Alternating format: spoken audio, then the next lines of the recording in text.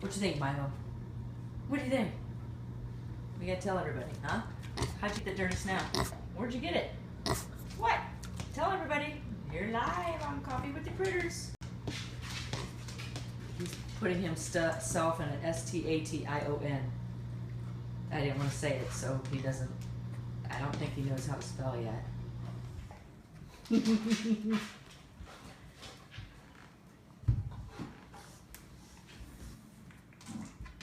So I'm not going to say anything. Good morning, everybody. Not going to say a word. Pat! There she is. Stacy. Hello, hello. Amanda. Good. I didn't want to say it, so I'm just giving a visual cue of me standing here. Actually, I don't even know if that's what's happening. He's probably just offering behavior to see what brings reinforcement. Good. So, hey, Nicole. I just took a quick video right before this started because I wanted to show you guys something. I got a lot of stuff in the works. So it's good. I teach animals to station for numerous reasons. One is to redirect behavior before an undesired behavior can happen, because like I said, once an animal learns something, they can't unlearn it. Good. Good morning, Sylvia. Yay! Oops. Let's see if he finds that one. So I once had somebody ask me, don't you want to reinforce where the behavior happens, so meaning throw the treat where you want the animal? Maybe in the beginning, good, if I'm having a problem getting the behavior, but watch this. So he went out of position to get the reinforcer and turns around and puts himself back into a station. Good. So maybe in the beginning, Jenny! There's my niece Jenny from Las Vegas. I'm gonna give a shout out to Nick and Tristan and Brandon and Shadow. Good. So maybe in the beginning, do I want to throw the reinforcer or deliver the reinforcer where I want the behavior? But in the long term, no. I'm going to start challenging that like this. Megan, Dr. McQuaid, how are you? We're talking about stationing and the importance of teaching an animal to station. So watch this. I'm going to deliver the reinforcement in an area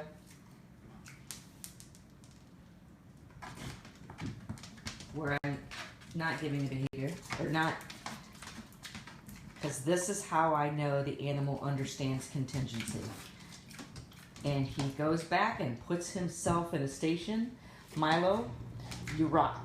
Thank you for that morning educational moment that has absolutely, really nothing to do with the topic. I'm just kidding. Has a lot to do with the topic. So, I didn't even plan on this happening this morning. Hopefully that makes sense. Hello, Steve.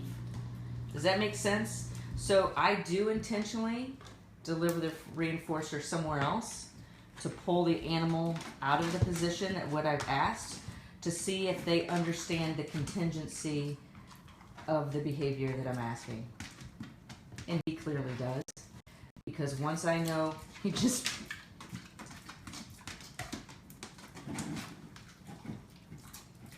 he'll put himself back in the station. Good, because once I know the animal understands that contingency, I know there's a clear line of communication. With several of the animals that I work with, you guys know, I'm not putting myself in dangerous positions with some of these animals. I'm training a lot of carnivorous animals, a lot of animals who weigh probably 10 times more, 50 times more than I do. Good. That was improper bridge, by the way. Anyways, so I need them to understand. Diane, Christine, Carol, welcome. I need them to understand contingencies of what I'm asking. And what a contingency means is, if this, then this happens. He clearly understands my butt cheeks hit that wall. Good.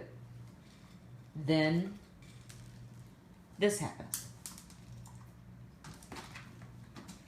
And that is very important in training. That is one of the reasons why I don't like to lure. This is a lure. I'll show you a lure. This is a lure when you show the animal the positive, the reinforcer to get the behavior, instead of asking the contingency. So I'm going to lure him to me. Milo, come. That's a lure. I'm okay with luring in the beginning of training if I can't, and you'll oftentimes, so now if I want this behavior, I'm going to reinforce it. Good, and I do want it. There's the awesome Eva. I do want that behavior, so I'm going to reinforce that behavior. You don't reinforce an animal, you reinforce behavior. So, what was I going to say? Oh, okay, now let's see if I can get, this is a recall, let's see if I can get him to come to me without showing the reinforcer. Milo, come. Good. Understanding contingencies. I should have had that been the topic of it. Back to your station. I knew he was going to do it anyways. So all I did was put it on cue. But fade it, yep. Dr. Patricia Anderson says, but fade it later. Yes. And a lot of times, Pat, I won't even lure. I try to not even lure if I don't have to. But if I have to, I do it and I fade it. I try to fade it rather quickly. So what he's doing right now is he's just offering me behaviors. So I'm not going to sit here and tell him to S-T-A-T-I-O-N. But what I can do here, okay, so this has happened twice.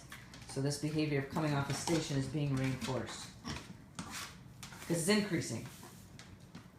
Good. So what I do in a situation in this, like this, is I need to create duration. So you do that through shaping, reinforcing small approximations towards the target behavior. I haven't even introduced the show yet. Oh well. Okay, now he's got to move the refrigerator to get to that Cheerio, which I wouldn't put past him.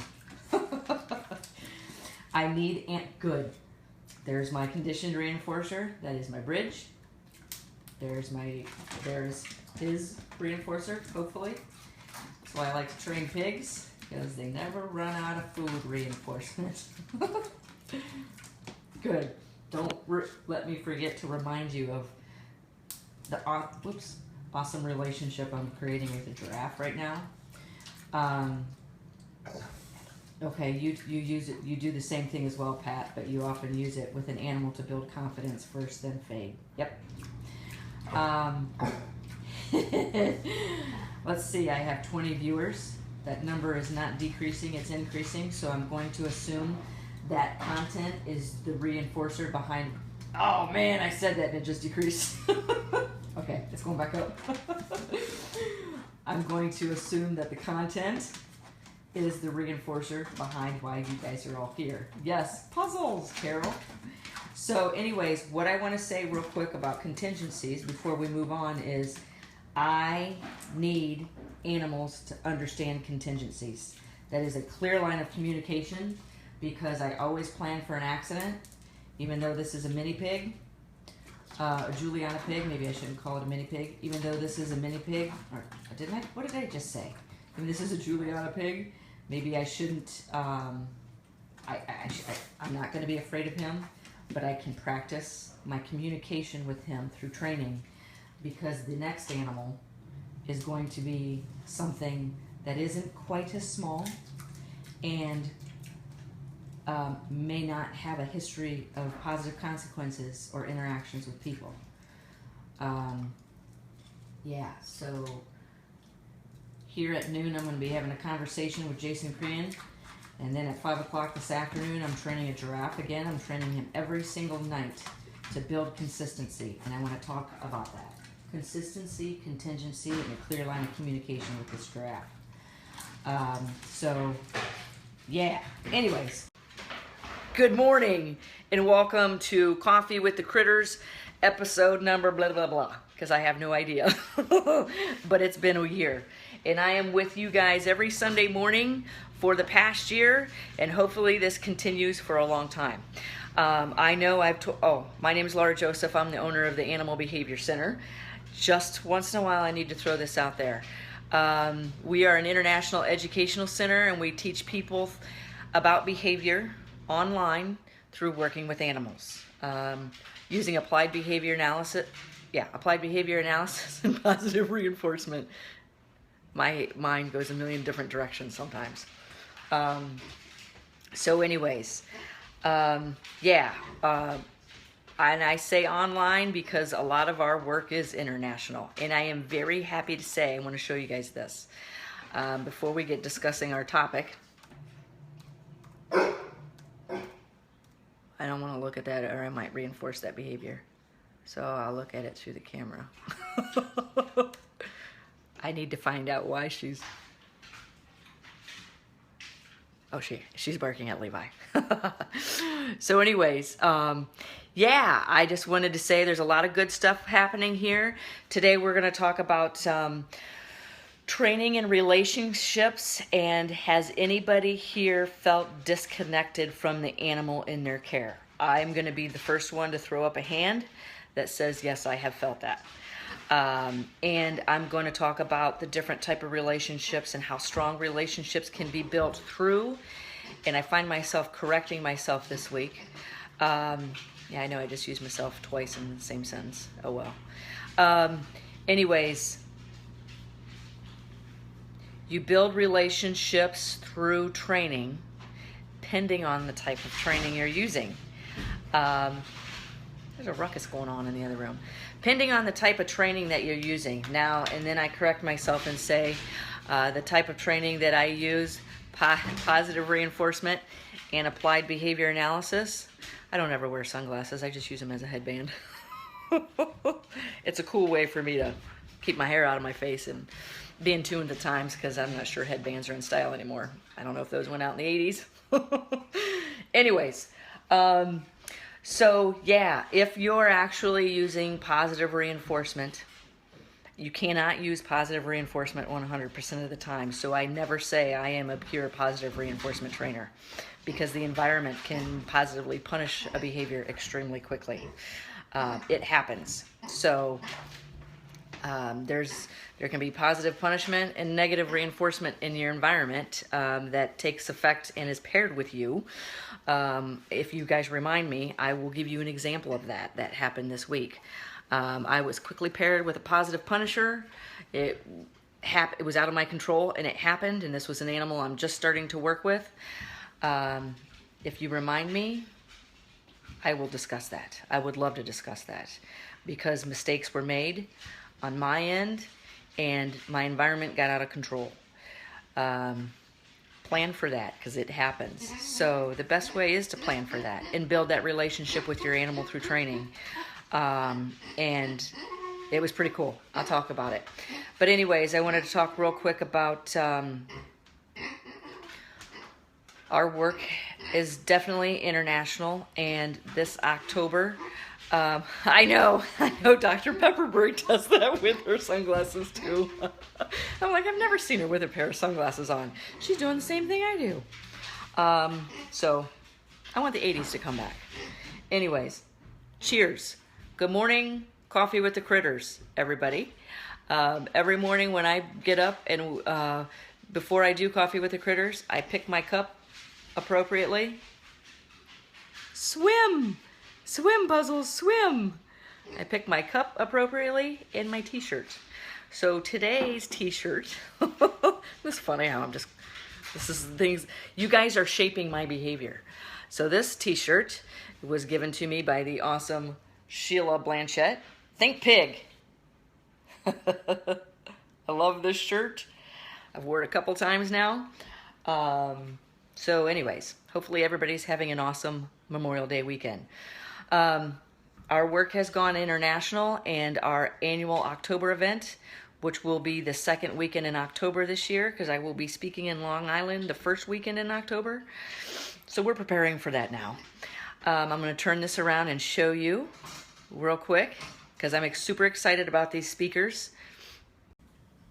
Our annual event is pretty big.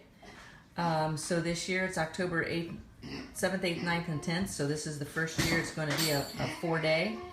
And here is a sneak peek at some of the speakers. So Friday's a workshop, 2 full days, behind the zoo tour. Here are our speakers. We are waiting on, oops, I forgot to refresh this because there's a typo, and the awesome Larry Marion, who is my web designer, fixed it really quick. There we go. Typo's fixed. Jason Cran.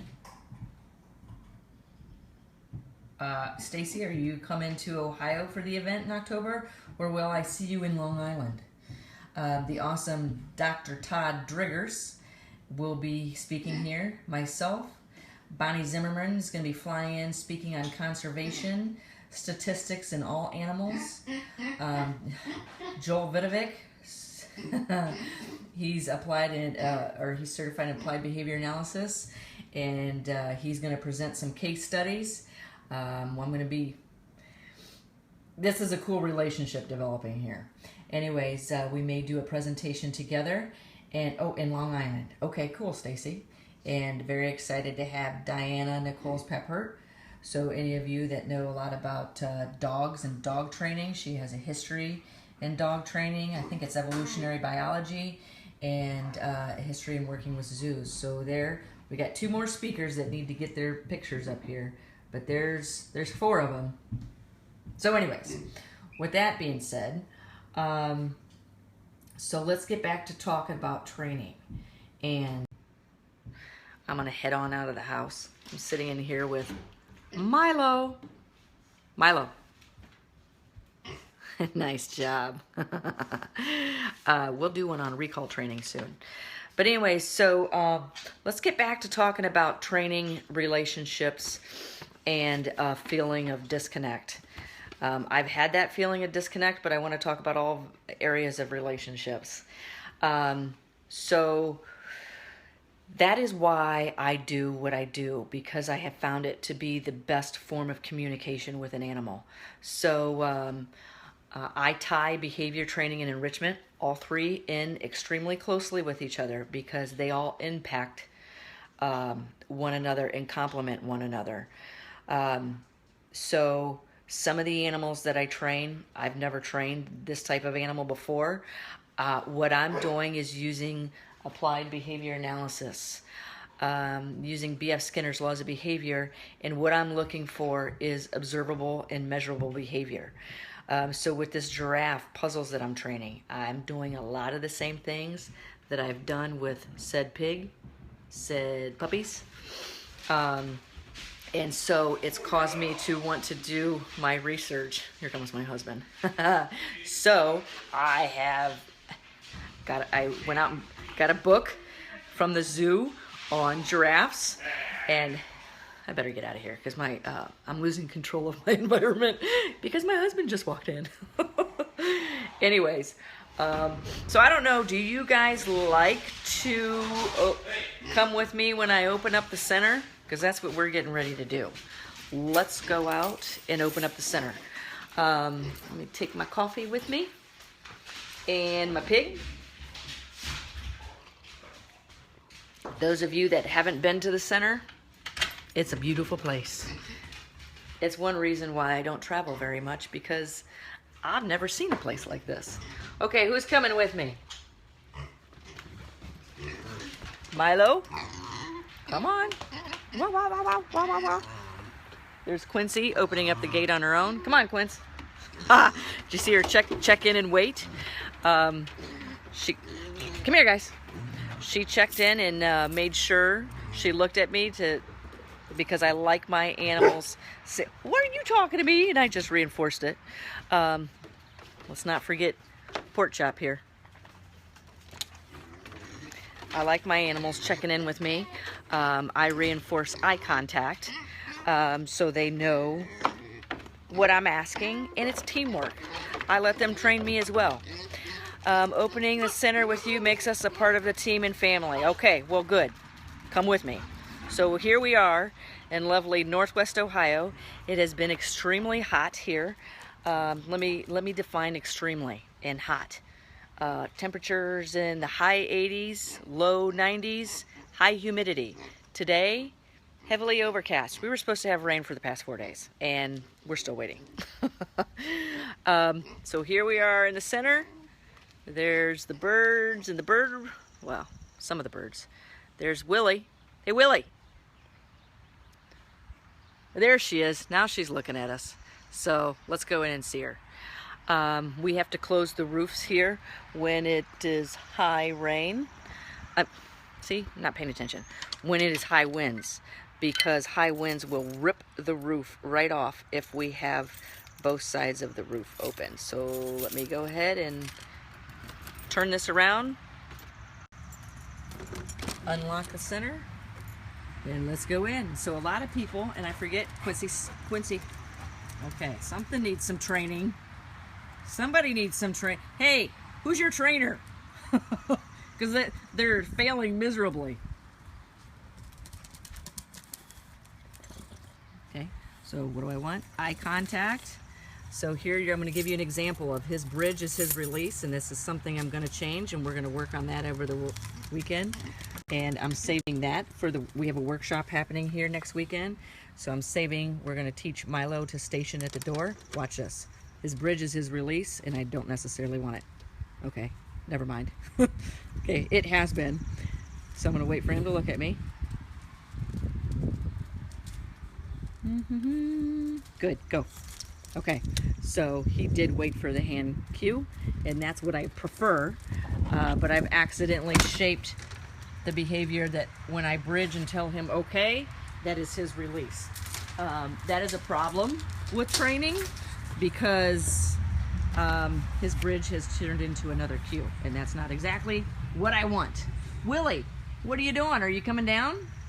There she is. Puzzles.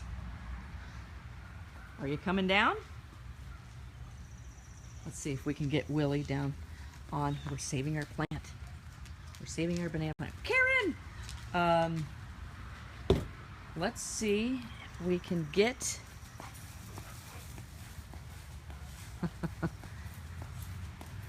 Willie over here on her perch. Now, maybe I shouldn't ask this because I have nothing to reinforce the behavior with. We have to go in and get some little mice pieces for her. So be careful what you ask for. If you don't have anything to reinforce the behavior, with domestic animals, it could be a head scratch. Just hearing how good they are. With her, she does not like head scratches. She does not like to be touched. So neither of those can be a reinforcer for her. So I could go in and grab a quick reinforcer and get some beautiful wings in action for you guys this morning. Peekaboo! Whoop! Big mosquito. Okay, let's head in. I got a lot I want to talk to you guys about this morning. See this behavior? This is what we're going to work on at the workshop next week. So I will be having coffee with the critters next week, but it may be sporadic because our workshop starts at 9 in the morning every morning. We have one seat available. I know a lot of people probably don't have the time to fly in now, but see, there's no waiting. Good morning, guys. Good morning. Can you sit?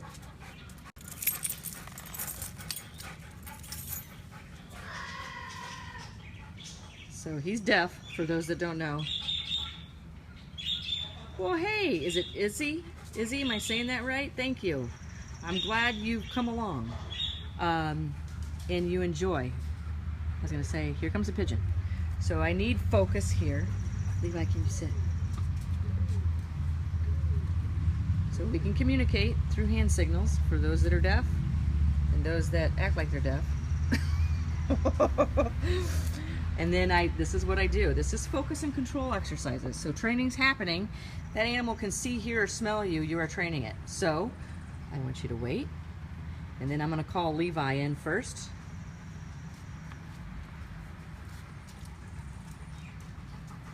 Good, come. Nice job, guys. So there's an example of focus and control exercises. Rico, where are you? Being nesty? I'm gonna ask a behavior. Many reasons to train a station. I've lost my pig. Hey, Milo. There he is. On your station. Good. It's a way to keep pigs and dogs separated. For those of you that have pigs or don't have pigs, be very careful. Pigs are very unlike dogs. Good. So there's her bridge. I need you to sit. There's his bridge. Somebody left their station. Pigs are extremely different than dogs. They're very manipulative. I consider them very intelligent animals. They're very food motivated, which can cause them, you'll see pigs so-called fight for food. When you get one fighting for food with a bulldog or a Rottweiler, it's a dangerous situation. So I can get back on, can you sit? Now this is a dangerous situation because she is sitting on Milo's station. And if I call M-I-L-O to me,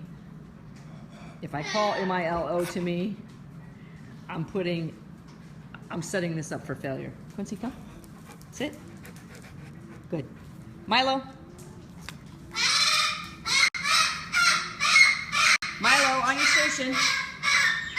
Sorry guys, this is just real life training that we do here every day. And I've had, on your station.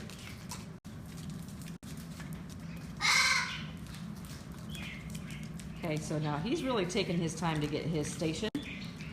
So I'm not going to reinforce it. There's Jeannie. I didn't even see you sneak in. Pat, who are you saying hi to? Who's Terry? Where did I miss somebody? Okay, now I'm going to ask him to target. We need to focus on this. So I'm not going to work on this too much because I want the people at the workshop working on this next weekend. Touch your target. So I can tell he's not been trained this in a while. Good, because he's not doing it. Because it prevents him. See, there's the cue. So this has been trained, and I don't want this trained. This has been trained. Good. Oops. This is the cue for him to run in the cage. That is not the intended cue for him to run in the cage. Touch your target. So this is why I say here, good. This is why I say here, cleaning is not top priority. It's behavior. Touch your target. Good. Okay, in your crate. Good. And this is why when people want to volunteer here, they're like, I'll just clean your cages. Oh, I don't think so. Because that is where a lot of the training happens. And only the only ones that get to go in cages are the ones that understand training. So we clearly do several things here. Touch your target. These guys know how to touch their targets as well. We talked about this at my presentation in Arizona. Let's see, was it Jennifer who trained, she's a dog trainer that came in for a workshop, trained Milo to touch his nose to that red lid back there. Because what we do is we tell him on your bed, so he has to go put 2 feet on his bed, and we do that before we open the door. That prevents him from running out the door. So this tells an animal it's much stronger for an animal to understand what to do versus what not to do. Why you gotta be so cute? Anyways, animals learn quicker when reinforced for telling what to do versus telling them what not to do.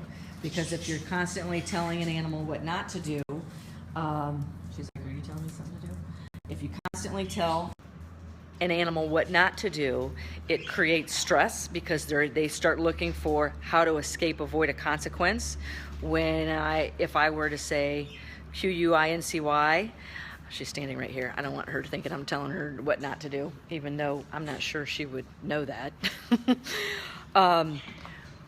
When I tell her what not to do, it can create a stressful situation because she is like, well, just tell me what to do. What am I supposed to do? I'm not giving her a replacement behavior. That she can give me a behavior to give her something to do that earns reinforcement. So anyways, training and relationships. Let's get back to this. And not get back to, we have been discussing it. Let's get back to finding my coffee. Training and behavior in building relationships and feeling disconnect. Let me ask this. Hey, you're at the pool watching this. I'll be sitting at the pool watching somebody else do this in a couple months. Yeah, I'm going to be hanging out with Regina Underwood in a couple of months. So we'll be doing coffee with the critters from New Jersey.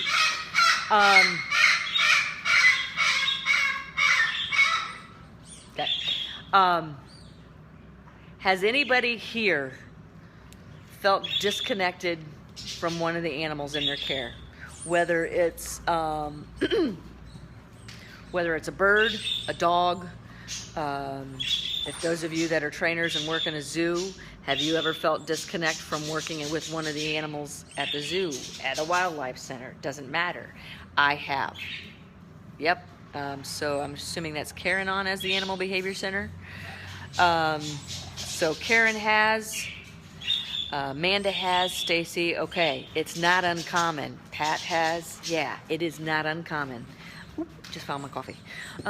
Ooh, squirrel. Sylvia has, yes, I have too. And Dawn has. And does it kind of make, I mean, I don't know, does it make you feel bad? And you tend to not have, I mean, this is with me. I tend to, Ray has, Desi, wow. Unfortunately, Izzy, okay, unfortunately my 28-year-old male yellow named Amazon. Okay, Jeannie has, Gizmo, okay. I have felt it here too. And I find myself feeling it here sporadically. And I want to tell you how I deal with it, how I work with it. What's up, Rock? I have noticed, how deep do I want to get into this?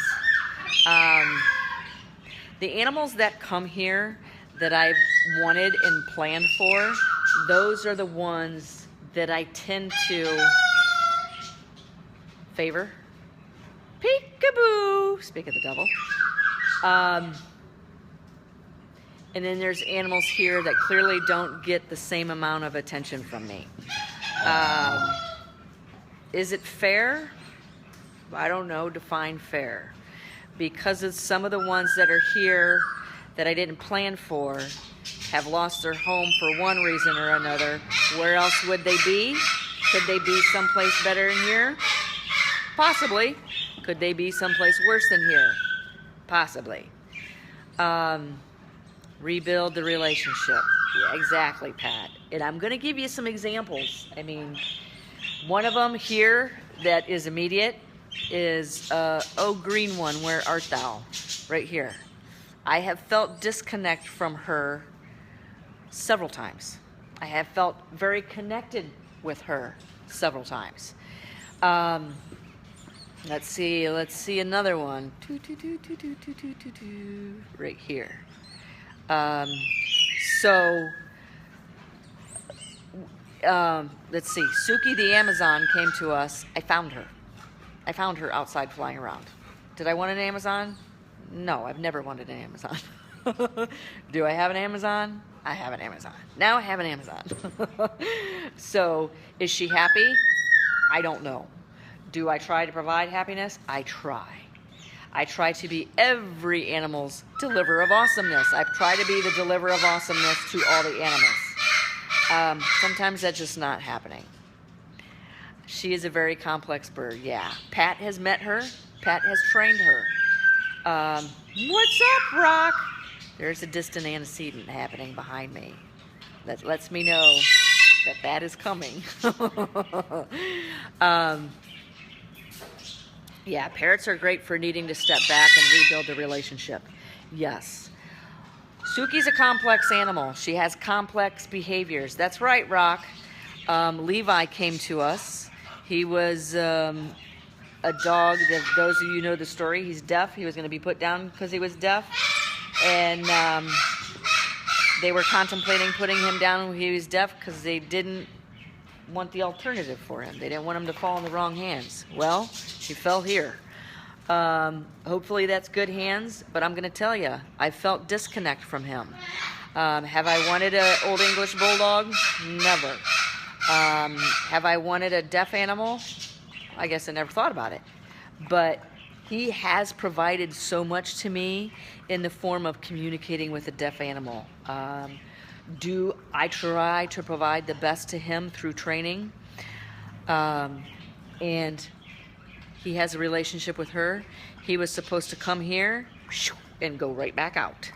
He was supposed to go right back out. And remember me telling you guys that my husband and I got in a lot of serious arguments over keeping Levi. My side was, no, I do not, this is not the dog to stay here. I wanted a dog to stay here, and I somewhat sought her out, but I wanted her. I went and looked kind of for her. She kind of fell into my hands too, but I actively pursued her. I actively pursued Rico. I actively pursued Rocky. I actively pursued Willie the turkey vulture. I wanted Cello the roller pigeon. I wanted a pigeon for a long time, and then all of a sudden, boom, I've got a pigeon in my at my conference. I'm like, yes, I'll take him. So I see that difference between the animals that I'm like, yeah, I've always wanted one.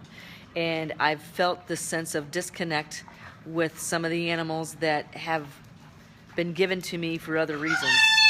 So,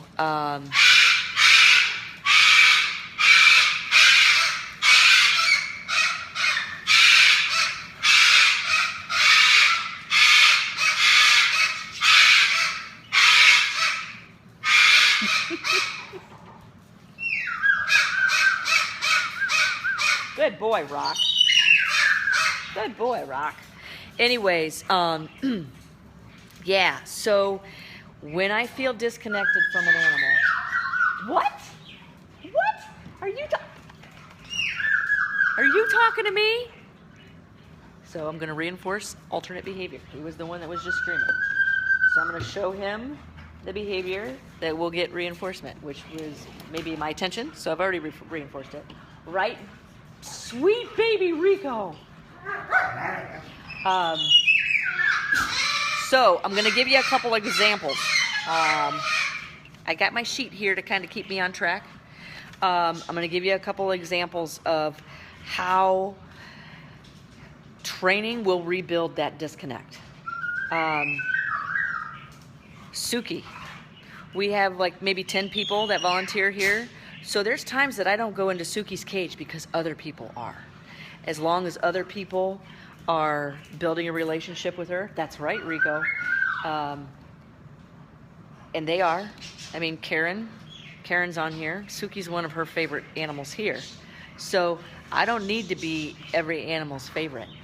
I need relationships to happen here between people and animals as a way to provide enrichment for that animal.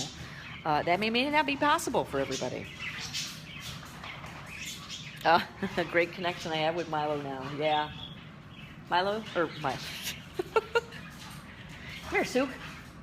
So I'm not going to do too much with Sue because we're preparing her for the workshop next weekend. I'll come down here. So I'm pointing to this perch. I want her down here on this perch. Good. Good girl. So I have felt disconnected, several areas of disconnect. Let me just turn this around. I have felt several areas of disconnect several times with Suki. So I want to tell you, I've been working a little bit with her this past week to get her ready for the workshop next weekend because people are flying in for this workshop. They want to work with certain animals here. 2 weeks ago, I wouldn't have been able to walk in her cage because I've been busy. Other people have been working with her. She gets out. I do get her out, but she's not necessarily happy to have me in close proximity because I've been busy and I have not been training her. So when I had this conversation with somebody, I think it was a year ago last fall, somebody approached me and said, I have 2 dogs. I love one, I could care less about the other one. And she goes, I can't believe I'm admitting this to you. And I said, why? And she goes, because because you love animals. And I said, well, sure I do. But that doesn't mean that I haven't felt that disconnect with animals. I felt it too. So I'm gonna take another step. This is what I'm doing to slowly get in Suki's cage. Gotta be careful with live streaming because I need to pay attention to behavior. Oops, sorry. So this is how I slowly shape the behavior of getting back in her cage. Okay? So I reinforce out here and I'm shaping proximity. I don't move to this point until I know I have that other clear read of body language. I know she paces when she wants something. Good girl. So I bridge. I need to reinforce here because she stayed on her perch versus flying out the door. I should have a treat pouch on my hip. So let me tell you something. Through the last week of training her, let me just get my treat pouch. What's up? Through my last week of training her, red bag is for birds, black bag is for pigeon, blue bag is for mammals. Okay, through the last week of training her, my relationship with her is skyrocketing again. And then this sense of guilt comes over me. Can I pet? Can I pet? Okay, so I'm asking, and this is what I do, this is how I provide choice into animals' environments. I put a pet on cue. Can I pet? No. And I've noticed that she does do that when that's paired with liking something. Hi, look who's on their station. Oh, somebody back here went to his station and he said hi because he knows that brings reinforcement. Somebody else here is on their station foraging for their zoo cream pellets. That's not a shout out, hopefully, but I did. What am I using as their reinforcer, Nicole? Pine nuts. There we go. And I will break these in half. Good. So she just did that noise again. So I'm paying attention to all sounds and body language because I know I have a valuable reinforcer because she's taking it. So I'm gonna come in. She's probably, can I pet? Nope, she's not petting because she's like, I still want the food. Isn't it somewhat akin to friendships with other humans when we have a period of time that we are out of touch and then maybe, yeah, possibly, Eva. So Olive does this too, Jeannie. What is it paired with when she does that? Whoa. Can you come over here? Good. Is it paired with desired behavior or undesired behavior, Jeannie? Does she do it when she likes something or not liking something? Can you come here? Good. Okay, so she just gave me that whoa again. Good. We got somebody over here saying hi. So this is where we'll start with the people in the workshop next weekend. So maybe, and if she has, when she wants you to pet her. So, okay. So let's see. Here's some. Good. Look. What? And I'm also watching the shape of her eye. Can I pet? Nope. She does not want to be pet. So let me see if can you fly over here? Button to here. Good. So this is where I'll start. I don't totally feel comfortable going in her cage yet. Okay, can you perch? So she's looking at the door like, no, I want to come out.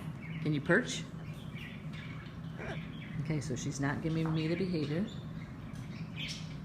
Ask one more time. Can you perch? Okay. So instead of taking a chance and having her fly out the door, then I'm screwed because I've lost everything and I'm gonna have to use force to get her back in. Can you perch? Good. So then I'll like this, or I'll do this back and forth. This will be our training. She is letting me come in and give her head scratches, but she'll do it after, hi. Good job.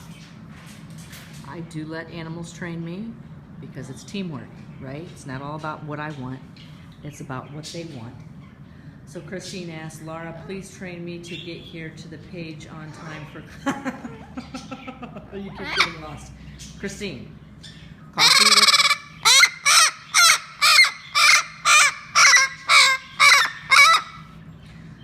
Coffee with the Critters is always on the Animal Behavior Center's Facebook page. It's never on the Laura Joseph page. It's never on our private behavior and training group.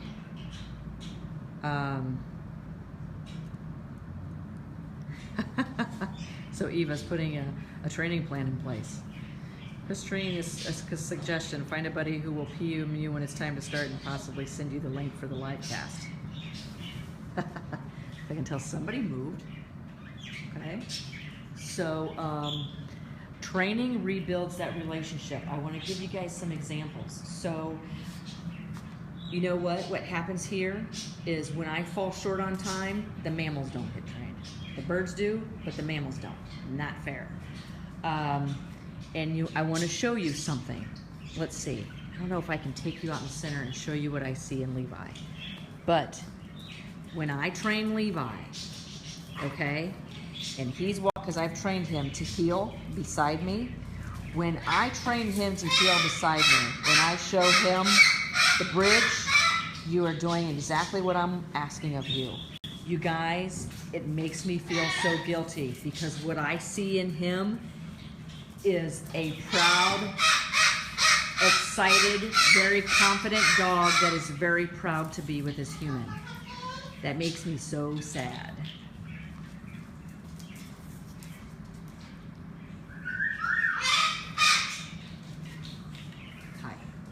It makes me sad. Man, I need some medication or something. It makes me sad because I'm like, look how proud this dog is when I train him and tell him what a good job he's doing. Yet he's not top notch on the totem pole here, you know? And when I just train him, my God, his confidence level just soars. And I'm just like, wow, there is the proof in the pudding, you know? And he just looks and he raises his head, pulls it back, holds it straight and high, and his body posture changes, and he kind of wiggles his butt when he's walking, and he's just like, he likes that teamwork. He likes that connection. He likes that teamwork. He likes that connection.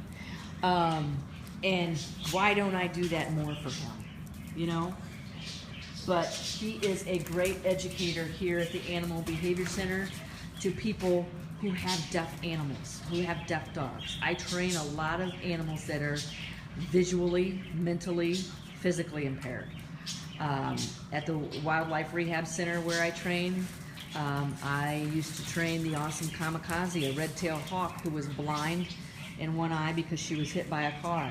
That was awesome education for me. And I'll tell you what, her and Willie were my two favorite animals out at Nature's Nursery because the Kamikaze taught me so much in learning and developing a relationship through training. So Pat says she sees the same changes in her animals when she trains them. Rico here, you guys know that we had that bad accident. Well, then behavior issues skyrocketed. And there was a time, you guys, afterwards, I mean, his behavior was so, I can't even put to words, that I was like, I felt like a failure. I'm like, am I ever gonna be able to change some of these behaviors? The behaviors were bad, and I'm not sure they were good for the future of Rico. I don't know what his future is because I can't see it. Hopefully I'm in it, all of it. I plan for it, but I'm also planning for that not to be the case. But anyways, I thought, how am I gonna get through this? Am I ever gonna be able to change some of these behaviors? And I did. We all did, all as a whole here. And Sandy, those of you guys that know Sandy Pratt here, one of the volunteers, I've bumped up his training intensely in the past few months. And Sandy said to me a couple of weeks ago, wow, you can really see a change in Rico's behavior and his confidence level for the best since you've started this more intense training plan with him. So I was like, seriously, you can see it? And she goes, oh yeah, I can see it. So that's the proof in the pudding. That training builds relationships. Oops, sorry, I just kind of. So Eva says, you're not the least bit weird about it, Laura. I find my visions blurred frequently and I realize I've been depriving on my birds of one of their favorite things, time with me. Wow, isn't that the truth, Eva? Isn't that the truth? So let me tell you, I mean, my training with Rocky has been my best teacher. He has been my best teacher. Are you gonna start barking at me? Of all the animals I've trained, Rocky has been one of my best teachers. Willie has been one of my best teachers because they have been like the Fort Knox of behavior issues. They have both aggressive behaviors labeled as aggressive, separation anxiety, attention, holy crap. The dogs have been fairly easy. Those of you that know some of the training, let me look at some of the other animals. Let's see, I have written down here, Puzzles, Suki, Milo, Rico, Levi. Okay, we touched on Suki, Rico, and Levi. Puzzles. Puzzles is the giraffe I train. Getting to know you through learning about training is what has given me the method to be intentional about building the relationships with my flock. That's cool, Eva. Thank you. Thank you. Thank you. Yeah, Stacy, Rocky the rock star. So let me give you another training example. I've never trained a giraffe in my life. It doesn't matter the animal, guys. It does not matter. A lot of my training approaches are the same. Those of you that have been following the work that I'm doing on Facebook know that I just target trained Puzzles the giraffe this week, and it happened in less than 5 minutes. And something that is super cool.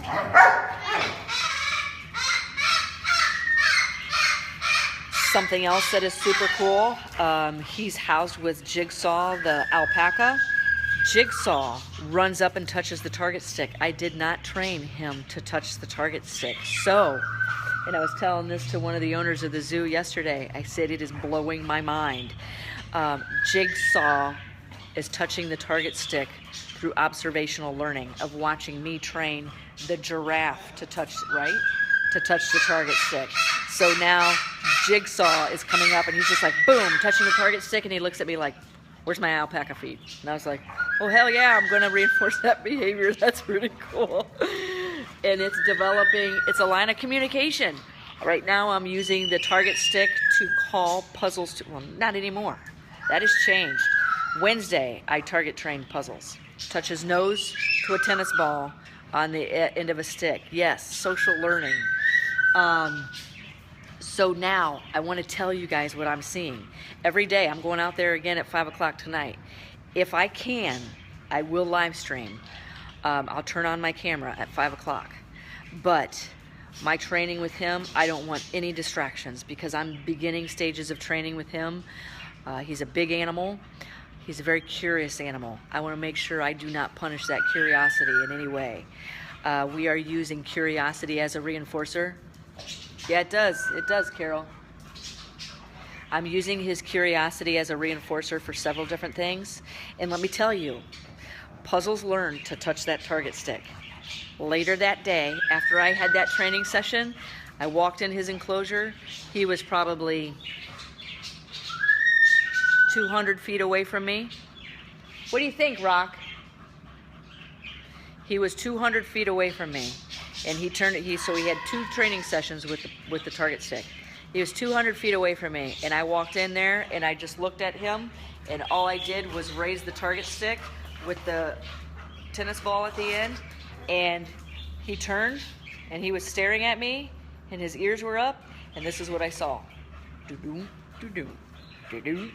And he started walking towards me, and I sat there and I was just looking at him like, I was like, oh my God, I cannot believe this is happening to me. what? And he walked straight up to me and touched the target stick. So now I have a recall. And I was just like, I've never trained a giraffe in my life. And I've just trained a giraffe to touch a target stick and come to me when I've asked it to. So I'm seeing even more guys on a daily basis. That is why. Do I get paid for going out and training him every night? Oh yeah. With my relationship with puzzles. That is my reinforcer to continue to do what I'm doing. My day to train out there is every Wednesday. I have been out there every day since Wednesday. So now let me tell you what I'm seeing. What I'm seeing on a daily basis is changing, and that is why I'm continuing to go out on a daily basis. Hopefully you guys are learning through me working with puzzles and what I'm showing, hopefully like every other day as much as possible. But anyways, so then what I saw next was, gosh, how many training sessions have I had? I've had several. What I saw next was I would walk out into his enclosure and, oh, it starts even before that. So I have to walk past his whole outdoor enclosure before I go into the barn and walk through it and come back out so I can see him from the other side. So I start approaching his enclosure, and he's several hundred feet away from me. As I get closer, he's like eating from the trees. So he has full hay and full access to the leaves in the trees.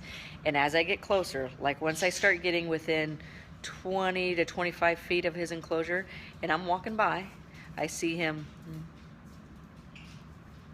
when he turns and he looks at me and he watches me walk up to his enclosure, and I don't say anything, I just keep on walking, and he watches me walk by, and what I start seeing is as I walk by is doo-doo, doo-doo, and he's following behind me, and I will turn on my camera so I can see, and his head is right over my shoulder following right beside me.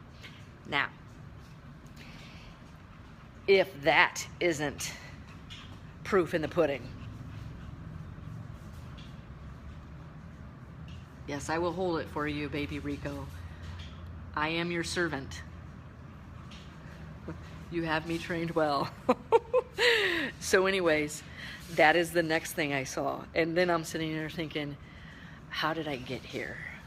How did I get here? You know? And I have a giraffe that is following me. I haven't asked to touch the target stick. I haven't shown him any food because I don't have any food. It's in his enclosure. How did I get? Well, I know how I got that behavior. But anyways, so then, this is what, have you tried training him to hold to a held perch? Then you can slowly move your hand up it. I'm not sure what you're talking about, Amanda. With which animal? You have tried the stick and my hands are still too close. Best I have ever gotten was 1 foot on the perch. Oh, well, okay, let me tell you this. If your animal is hesitating, and we were just talking this week about, we were talking about pigs. Now this doesn't matter. I don't care about who the animal is, but we were talking about how the animal's like putting his feet right out here like this while he's trying to reach up here for their food reinforcer. And I'm like, if your animal is doing that, you're asking too much. You have pushed that animal way past, okay. You have pushed that animal way past his comfort level. When you're asking the animal to do something, if you're seeing something like this, like I'm reaching for the reinforcer, but I've got my escape plan ready in case I'm not comfortable with something you're asking. That's their escape plan, okay? They don't trust you yet. You're asking too much. Back up in what you're asking, okay? Not saying that you won't get it. It's just going to take you longer to get there. It's going to take you longer to get there, and you can be building trust a lot faster than that. That is the animal saying, I don't quite trust you yet. So, and I tell people, if you question whether you should be doing something with your animal, don't do it. Don't do it. If you're questioning because you're not sure. You're not sure you're not going to get bit. You're not sure that dog's not going to get out the door. You're not sure that giraffe's going to thunk you in the head. If you're not comfortable, don't do it. Because if you're not comfortable, your animal isn't comfortable either, because you're not sure, because you're thinking, you may not be thinking that, but you are probably pushing the animal a little bit past its, or a lot of bit past its threshold, past its comfort level. Back up. Back up, and I want to see this. This is what I want to see. I want to see this, and I want to see your ears up. What's coming? What are you asking of me? I want to see calm behavior on the perch. So if you have a bird with one foot on the perch, stay there. And then focus on, break it down into really small approximations. That is what I tell people. I don't want to lose you. I don't want to lose you guys if I'm suggesting something. What's up, Rock? Antecedent manipulation. So I need to break things down into really small approximations so you guys see training, so you guys see progress. Hi. So I say, watch for feather placement. Watch for the placement of the ears. When you see the ears start to be like, okay, I'm relaxed. Bam. That should be a reinforcer for you to say, I'm on the right track. I'm making progress. I'm doing this. So don't ask for too much. If you're only getting one foot on the perch, how quick are you getting that foot on the perch? Watch for those small behaviors. Start looking for foot went there immediately, or is foot going there and then pulling off. Let's have foot going there and staying for 2 seconds. Good, reinforce. Foot going there, going and staying for 2 seconds. Good, reinforce. Going there and staying for 3 seconds. Good, reinforce. That is small. Those are small approximations you need to be looking for. That's going to keep you training. Be a learner as well as a teacher, yeah. And I was just in this situation yesterday. Where was I? I don't remember. I'm training so many animals on a daily basis, I can't remember where I'm at or what animal I was with. But, I think it was in there on the Petscope TV.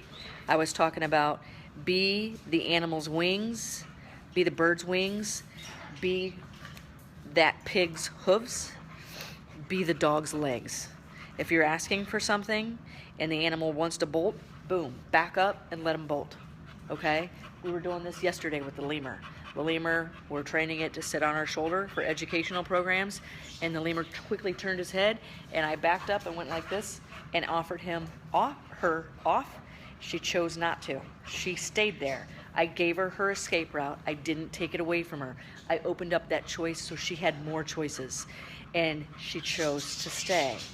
And when she chose to stay is when I brought up the banana and the syringe and reinforced the behavior. This is behavior I want to see. I am not going to put you in a situation where you have to be scared. And that's when this happened several months ago. Within the first week of training Molly, the lemur that's here from Indian Creek Zoo for training, what I started seeing within the first week of training, now I've never trained a lemur before in my life. I needed to know what nervousness looked like. I needed to know what scared looks like. We have learned that when her ears come down here, she's not necessary. She's either being somewhat submissive. Explain that. It means a couple of different things. This doesn't necessarily mean she's nervous when her ears come down here, but I am paying attention to it because it's contextual. It depends on what else is happening in the environment. So what I saw is something scared her within the first week she was here, and instead of bolting to her cage, she bolted to my lap. And I was just like, this is cool. This is communication. She ran. I know she'll run to a place where she feels safe. So I make sure I provide security. That is a reinforcer. And that is, like, you guys also always hear me say, be the deliverer of awesomeness. So do I want or need an animal coming to me at all times for a sense of security? It's nice as long as it doesn't develop into anxiety. I need here at the center, I need the animals to know that they can find a sense of security in all of the volunteers here. So that is what training using applied behavior analysis and positive reinforcement reinforces. It's teamwork. Mutt and Jeff here. Levi's barking because Quincy barked. He has no idea what he's barking at because he didn't hear it. So, training using applied behavior analysis and positive reinforcement is teamwork. It's not just getting the animal to do what I need it to do. It is, I want that form of communication with the animal. I know that that animal has that form of communication with me. I use it with the deaf dog. I use it with the pig. I use it with the lemur. I use it with the turkey vulture. I use it with the giraffe I'm getting ready to go out and train this afternoon. So anyways, let me tell you this. Oh, I found what caused the bark. So a lot of times when I see behavior, guys, like Quincy didn't bark for no reason. She barked for a reason. And that's when I stop and look. Quincy, it's your dad. Anthropomorphism? Yep, fine with it.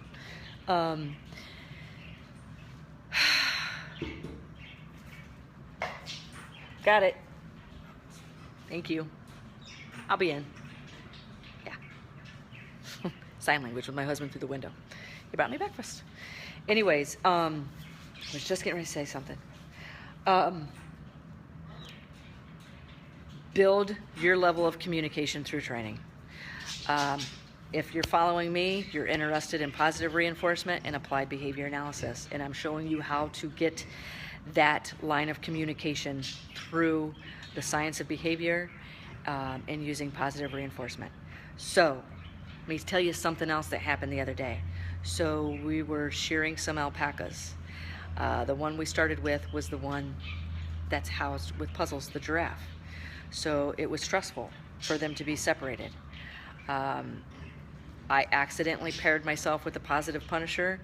I lost control. I was in Puzzles' environment when something scary happened, which a big rug was bam thrown on the floor and laid out. It scared Puzzles. He jumped and ran. And guess who he's looking at? I'm sitting there staring at him through his stall, through his gate. And I'm just like, wow, did I just pair myself with a positive punisher? I did, because he's staring right at me, and his ears are forward like this. And I'm saying, Puzzles, be careful what you ask. You know, if I ask him to come to me, now I'm pulling him closer to the positive punisher. Anyways, through training, what ended up happening, the end result was I went back, I gave him some time, we left. We moved everything we were doing outside to keep any type of positive punisher or fear away from Puzzles. And that's right, Rock. What happened is I went back in, and all of a sudden I saw this head come up over the stall and look down at me. He wasn't taking any food, so that's why I say build your list of reinforcers. Attention is a reinforcer. Attention is one of the biggest reinforcers that causes animals to lose their home. Delivering attention inaccurately. So that's right, Rock. Good job. Delivering attention for a behavior I do want to see increase. Anyways, what had happened is Puzzle came back to the front. I had no food to work with because he wasn't interested in food. The only thing that I could find was the reinforcer behind. I was trying to reinforce calm behavior. I was reinforcing that head coming back to the front of the stall, and he was looking at me, and I would move from one end of the stall and he would follow me. And that's when I looked up and I was like, you're doing a good job. Good. So I was delivering the bridge and telling him, you're doing good. That is something he was familiar with, and it was always paired with a positive consequence for him. It's the only thing I had to work with. That is one of the list of positive reinforcers that I have stuck in my pocket to use, and it worked. And then, so I wasn't sure if I was delivering a positive reinforcer, so I moved and went to the other end of the stall. And what I saw behind me was da-doom, da-doom, and he was following me. And all I could do was say good. And I did offer my hand up and let him smell it, and he does like to smell it. But that, you guys, is the proof is in the pudding. The proof is in the pudding behind the training. You build very strong relationships that I cannot put into words through communicating with the animal and the animals in our care through using positive reinforcement and applied behavior analysis. We do it here every day, all the time, through our training, through the articles that I write, through the training that I do at the zoo, in many different ways. So anyways, that's the end of my live stream if you guys don't have any questions. So have I felt that disconnect with animals where I'm just like, you know what? I just don't have this relationship with you. And I question what I should be doing with that. But when I begin training that animal, I'm like, okay, yeah, this is why we're here. Not just you, animal in your enclosure, in your cage, whatever you want to call it. But that's why I am here too. I need to get this relationship back through training. And I can, Levi, I can get that relationship back through training. Can you come here? Can you sit? Can you down? Nice job. Oops, sorry. Nice job. Nice job. Yeah. You get strong relationships through thanks, Quincy. I love the ball, but I'm not interested in sticking it in my mouth. Thank you very much. So anyways, if you guys don't have any questions, if you're not already on our email newsletter list, I'm putting together some things, you guys, that I'm trying to send out another newsletter here soon. It may not happen this weekend because the awesome Dr. Patricia Anderson that's on here, her and I are working on an abstract this weekend that we are presenting together on off-contact training in Connecticut in August, right? August, yes, together, and very happy to do so. I'm a fan of Dr. Anderson's work, and it's an honor to be speaking with her. This will be the first time ever I've given a presentation with somebody else. So we are going to have fun, and stay tuned. If I have anybody on here that wants to be involved in some beta testing of something I'm getting ready to start, shoot me an email. And you can shoot me an email at my email address is, I've got two of them now. I should use the professional one, but I don't. It's Lara, Lara, at theanimalbehaviorcenter.com, or the animal, B as in behavior, C as in center, at gmail.com. You can find that on our website at theanimalbehaviorcenter.com. Just click on contact us and just type in beta testing and send it to me. If you would like to be involved in something that I'm going to sample before I present it to the public. It's a way to learn, another way to learn online about behavior. And it's live, interactive training with me, you, and your animal. Right, Rico? So let me know if you're interested, and I'll stick you on the list. Let's see. Other than that, maybe join me at 5 o'clock, and I will try to do some live stream training with Puzzles with Giraffe. I can't guarantee you, because if it's going well and I need to pay close attention, I'll save the live stream training for later. Anyways, I don't know if comments are froze again, but let's see. Oh, it's 10:15. Holy crap. Sorry. 15 minutes past. You guys have a great holiday weekend. I hope you enjoyed the content today. And thanks for sticking with me for another episode of Coffee with the Critters.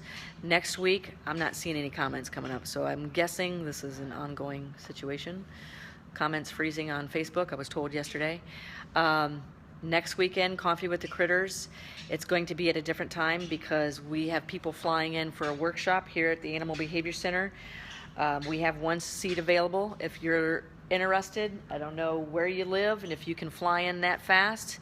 But we start with a meet and greet Friday night, and then it's hands-on training and lecture all day Saturday, all day Sunday, and Monday is optional. So it doesn't matter what the animal is. We have people in this workshop who are working with, who just want a better relationship with their dog. with their birds. We have a wildlife rehab center coming in as well.